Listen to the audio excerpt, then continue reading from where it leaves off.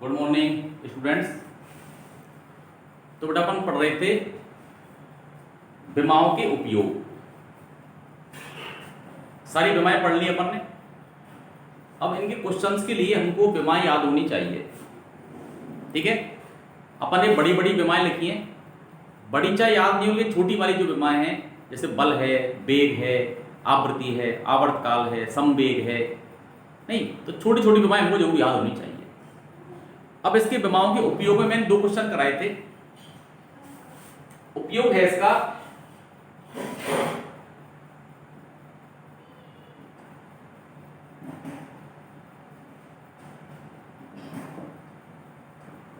सूत्र की स्थापना। सूत्र की स्थापना इसका मतलब वो प्रश्न देगा थ्योरेटिकल, उस प्रश्न के द्वारा अपन सूत्र स्थापित करेंगे। जैसे उदाहरण के लिए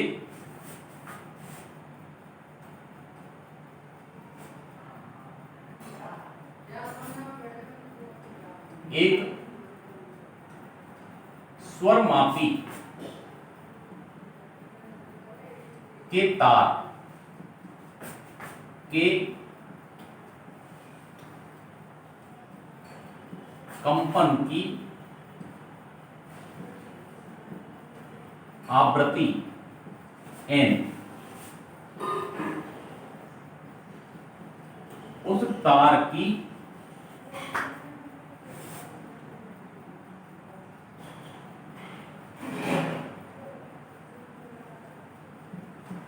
अनुनादी लंबाई L,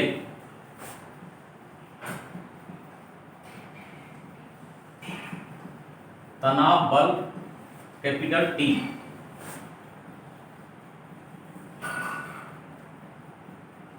तार की एकांक लंबाई का द्रव्यमान स्मॉल m पर निर्भर करती है। विमीय सूत्र से, विमीय विधि से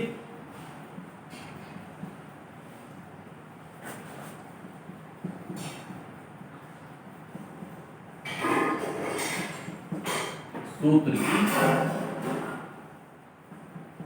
स्थापना। इस तरह से प्रश्न देगा और इससे हमको सूत्र निकालना है।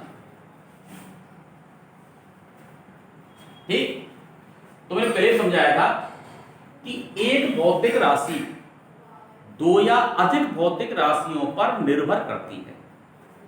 अब पढ़ के देखें, तार के कंपन की आवृत्ति, यह भौतिक राशि तार की अनुनादी लंबाई L, तनाव बल T और एकांक लंबाई का द्रव्यमान स्मॉल m पर निर्भर करती है।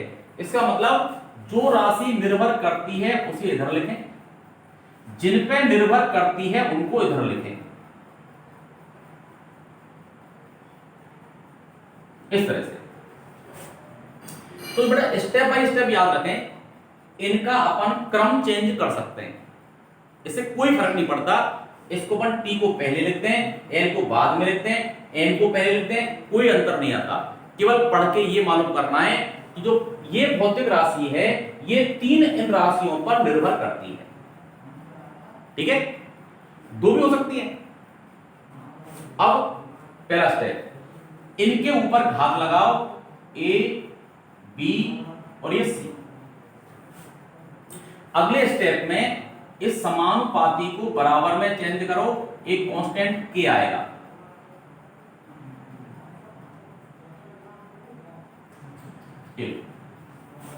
याद रखें ये जो कांस्टेंट K है ये विमाहीन राशि है, अर्थात इसका कोई विमीय सूत्र नहीं होता, ये ध्यान रखें।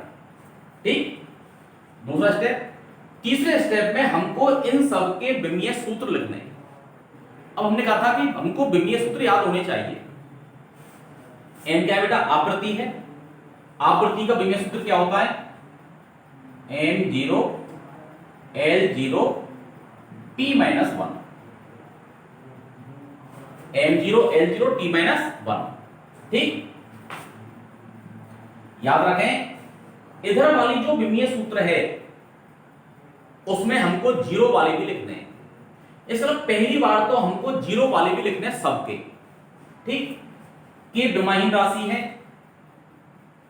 m लंबाई m0 l1 t0, ऊपर घात a, t क्या है, तनाव बल, बल है, तनाव बल क्या बल है, बल की क्या है m1 l1 t माइनस 2, ऊपर घात b। एकांक लंबाई का द्रव्यमान, द्रव्यमान बटे लंबाई, तो m1 l माइनस 1 t0, ऊपर घात c। इस तरह से हमने सबके विमीय सूत्र लिख दिए। ये तीसरा स्टेप हो गया। चौथे स्टेप में अब हम विमीय ये जो घाते हैं इनको आपस में मल्टीप्लाई करेंगे। इधर वाले को तो लिख रहे हैं, देखो गुणा करो घात को, तो m की घात 0 l की घात a t की घात 0, इसमें करो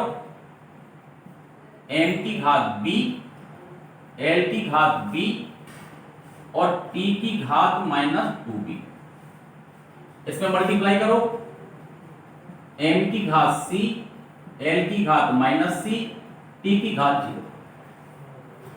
तो ये चौथा स्टेप हो गया, घातों को गुणा कर दिया। पांचवा स्टेप है इधर घातों को इकट्ठा करो। सबसे पहले इकट्ठा करेंगे अपन m की घात। देखो m की घात 0, ये b और ये c, हम जानते हैं यदि आधार समान है तो घात जुड़ती है, तो क्या हो गया बेटा b प्लस c। अब l की घात देखो, a plus b minus c, तो a plus b minus c। t की घात देखो, ये 0 माइनस 2b, ये 0, तो क्या हो गया माइनस 2। ठीक है, दोबारा देखें, m की घात देखो b प्लस c, l की घात a plus b minus c, t की घात देखो 0, ये माइनस 2b। ठीक, अब अपन क्या करें, दोनों तरफ घातों की तुलना करते हैं।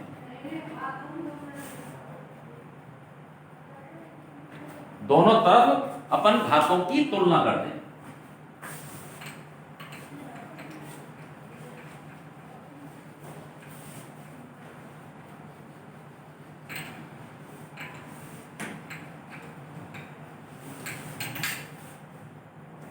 तो अपन लिखेंगे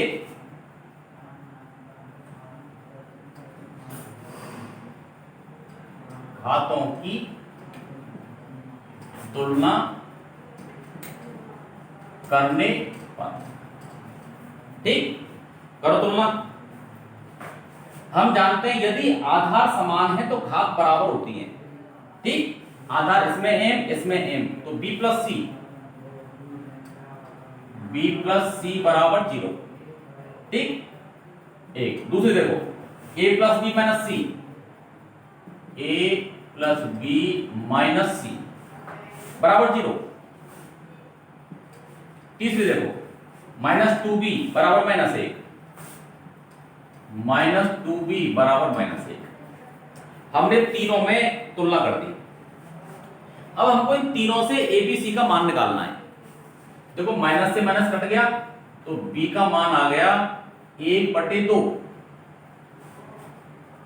b का मान यहां लिखते हैं 1/2 प्लस c बराबर 0, तो c का मान आ गया माइनस 1/2। ठीक, ये दोनों मान इसमें लिखते हैं, a प्लस 1/2, ये माइनस माइनस माइनस प्लस 1/2 बराबर 0, a बराबर माइनस 1। ठीक, अब ये तीनों मान किस में लिखते हैं अपन, समीकरण नंबर 1 में। ठीक, अब अपन लिखेंगे समीकरण 1 से,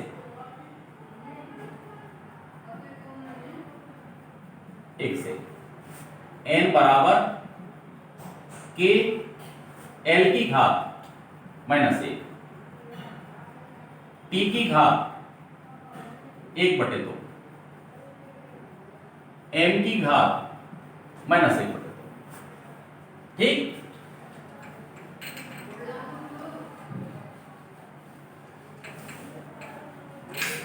अब याद रखें सूत्र में कभी भी घात को माइनस में नहीं छोड़ते। तो क्या गया,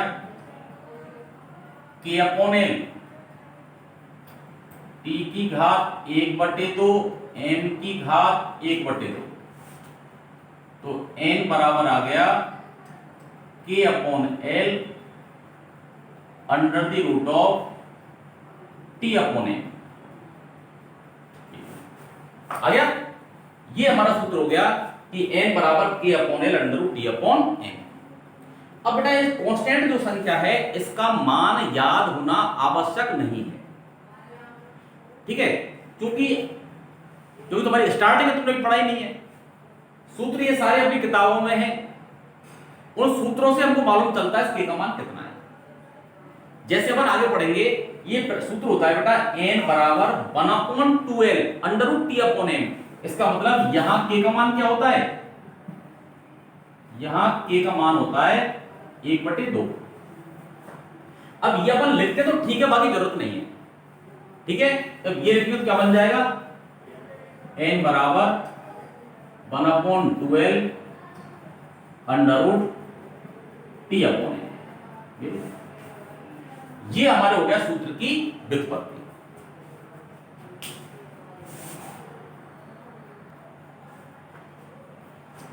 दूसरा एग्जांपल लेते हैं बेटा अपन,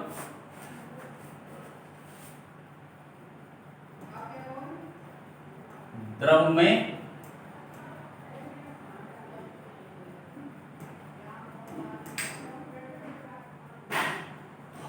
गति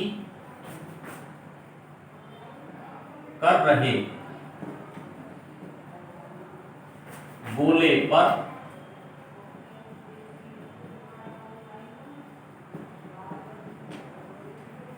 लगने वाला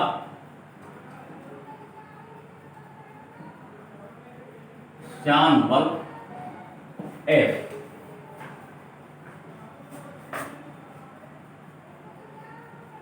द्रव के श्यानता गुणांक नीटा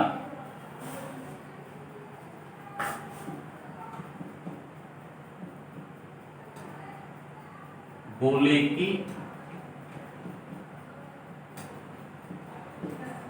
त्रिज्या r, द्रव में गोले के वेग v पर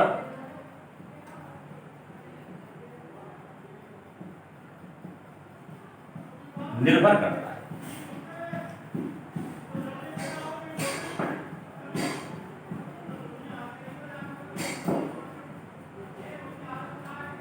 विमीय विधि से सूत्र की स्थापना। यह हमारा प्रश्न है कि द्रव में गति कर रहे गोले पर लगने वाला श्यान बल F, द्रव के श्यानता गुणांक नीटा, गोले की त्रिज्या r, द्रव में गोले के वेग v पर निर्भर करता है, विमीय विधि से सूत्र की स्थापना करो। तो बेटा अभी कहा था मैंने, स्टेप याद होने चाहिए। एक भौतिक राशि F अन्य भौतिक राशियों पर निर्भर करती है। एक नीटा है, एक r है, एक v है। जिन पर निर्भर करती है उनको इधर लिखो, इनके ऊपर घात लगाओ, एक घात a, दूसरे के ऊपर b, तीसरे के ऊपर c। अगला स्टेप, इस समानुपाती को बराबर में चेंज करो, कांस्टेंट k नीटा की घात a, r की घात b और v की घात c, ये समीकरण नंबर 1। ठीक, ये पहला स्टेप। अब हमारा आता है कि इनके विमीय सूत्र आने चाहिए, इनके विमीय सूत्र आने चाहिए। अब बताओ, अपन ने इस बल का लिखा था विमीय सूत्र, क्या था? m1 l1 t-2। बल का हमें सूत्र लगा था m1 l1 t-2 के विमाहीन राशि है नीटा श्यानता गुणांक। अब श्यानता गुणांक का विमीय सूत्र याद करो, तो हमने वो लिखा था F बराबर 6 पाई नीटा RP, नीटा बराबर था F अपॉन RP, बल का था किलोग्राम मीटर प्रति सेकंड स्क्वायर, दूरी का मीटर, वेग का मीटर बटे सेकंड, 1 मीटर कट गया, 1 सेकंड कट गया, तो इसका था m1 l-1 t-1। तो इस तरह से हमको निकालना पड़ेगा, ठीक? तो मैंने पहले निकालना बताया तुमको, तो m1 l-1 t-1 ये था इसका श्यानता गुणांक मीटा का, ठीक? तो क्या होगा इसका m1 l-1 t-1 ऊपर का a। r त्रिज्या का है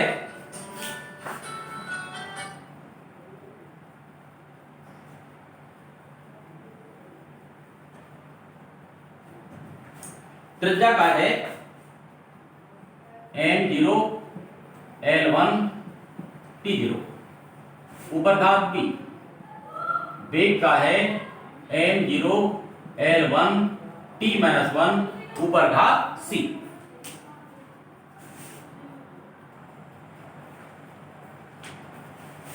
अब अपन क्या करेंगे कि जो घातें हैं इनको मल्टीप्लाई करेंगे,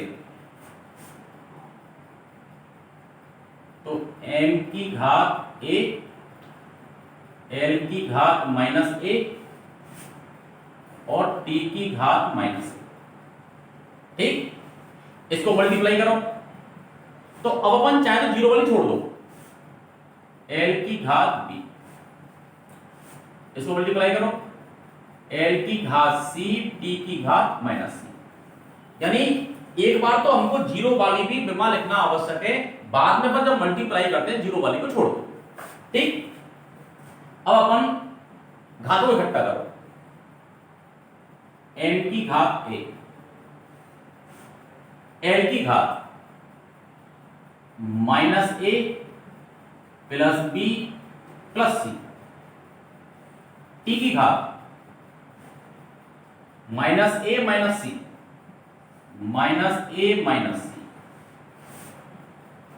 ठीक? m की घात a, l की घात -a plus b plus c, t की घात -a - c, ठीक?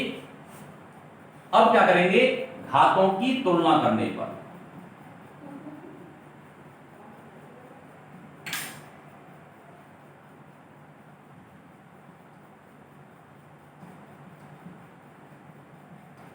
घातों की तुलना करने पर तुलना करें, देखो ये m की घात कितनी है a या कितनी है 1, तो क्या आ गया a बराबर 1, और देखो -a plus b plus c बराबर 1, -a plus b plus c बराबर 1, ठीक? -a माइनस c बराबर -2, -a माइनस c बराबर -2, ठीक? तो माइनस माइनस काट दें, तो क्या आ गया a प्लस c बराबर 2, a का मान लिखते हैं, a प्लस c बराबर 2, तो c बराबर क्या आ गया 1, ठीक?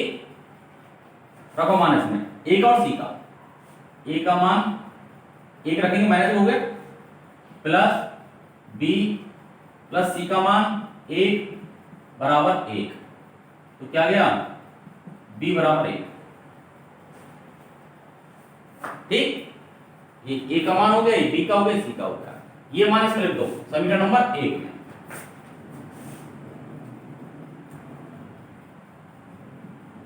एक से f बराबर k, नीटा की घात a कितना है 1,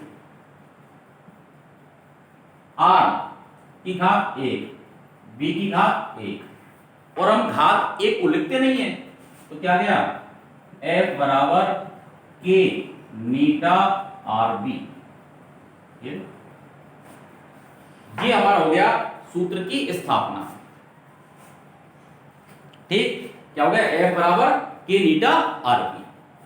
अब मैंने बताया था कि यहां इस k का मान लिखना आवश्यक नहीं है, ठीक है। यदि आप चाहो तो मैं बता सकता हूं, इस k का मान होता है 6 पाई। ये पर मान लिखेंगे तो क्या बन जाएगा f बराबर 6 पाई मीटा आर बी।